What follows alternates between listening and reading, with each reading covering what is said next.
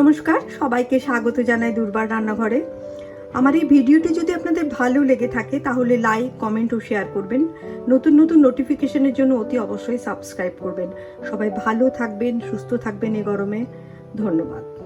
এখানে আমি মোরলা মাছ নিয়েছি, ওই 150 গ্রাম মতো। এর সঙ্গে আমি এখানে একটু নুন দিয়ে দিলাম, আর দিয়ে দেব একটু হলুদ দিয়ে এটাকে একটু মাখিয়ে রেখে দেব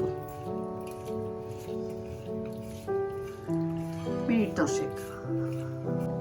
ফ্রাই প্যান বসিয়ে দিয়েছি এবং তেল দিয়ে দেবো একটু মাছ ভাজার জন্য। মোরলা মাছগুলো আমি ভেজে নেব।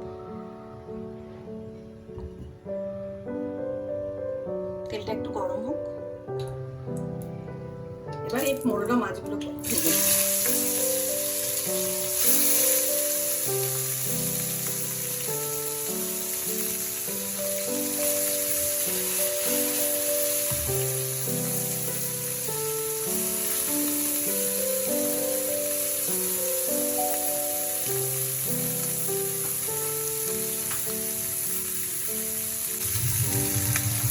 এবার উল্টে দেবো।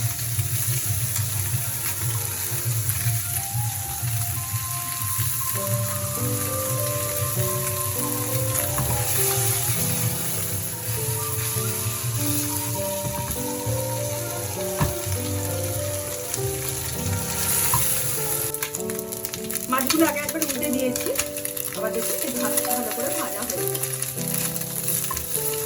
এবার আমি এটা সরিয়ে রেখে দিলাম। আমি কড়াই বসিয়ে দিলাম।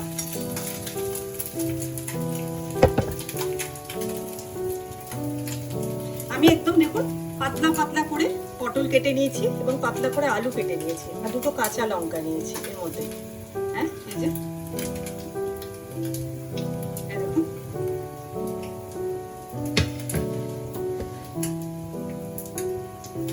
এখানে তেল দিয়ে দিলাম।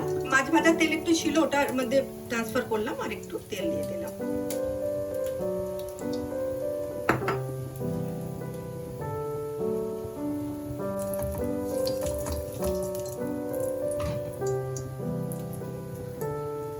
একটু কালো জিরে আর কাঁচা লঙ্কা দিয়ে দিলাম এর মধ্যে। আর যে আলু আর পটলগুলো পাতলা করে কেটে রেখেছি এগুলোর মধ্যে দিয়ে দেবো।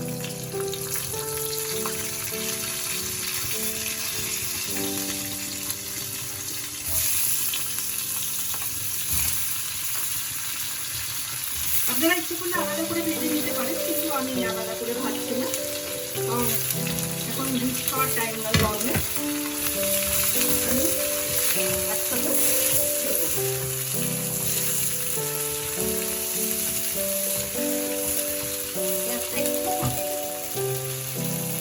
মিডিয়ামে আছে।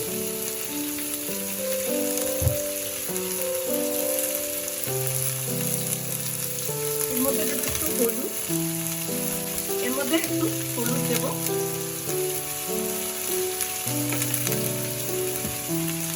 নুন দেবো পরিমাণ মতো, যেমন খান, আর একটু কাশ্মীরি লঙ্কা। এটা কিন্তু একদমই ঝাল করবে না, রং এই গরমে ঝাল খাওয়া উচিত না। আমি গরমের রেসিপি দেখাচ্ছি, হালকা পাতলা। এটা একটু ঢাকা দিয়ে ভেজে দিই। এটা সুন্দরভাবে ভাজা হয়ে গেছে। এবার এর মধ্যে আমি জল দিয়ে দেবো। ঝোল যতটা খাবেন একটু পাতলা হয়, কিন্তু মোরলা মাছ দিয়ে পটল আলু পাতলা একটা ঝোল হয়, এবং গন্ধরাজ লেবু দিয়ে এটা খেতে ভীষণ ভালো লাগে ভাতের সাথে। আমি আর একটু দেবো আলুটা সেদ্ধ হওয়ার জন্য জল। আমি এতটাই ঝোল রাখবো, একটু পাতলা পাতলা। এবার এর মধ্যে আমি মাছগুলো দিয়ে দিলাম। জাস্ট একটা ফুট দিয়ে আমি এটা নামিয়ে ফেলবো, গ্যাসটা অফ করে দেবো। এটা গরমকালের জন্য ভীষণ একটা উপকারী মানে মোরলা মাছের ঝোল। আমাদের ছোটবেলায় এটা খুব খেতাম, বড়তেও খাই, মানে রেগুলার মানে খাই আমরা, কিন্তু ছোটবেলায় এটা ভীষণ করা হতো।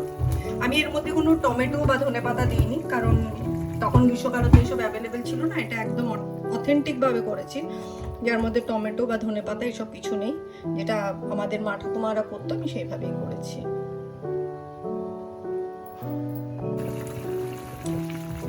ফুটে গেছে, এবার আমি গ্যাসটা অফ করলাম।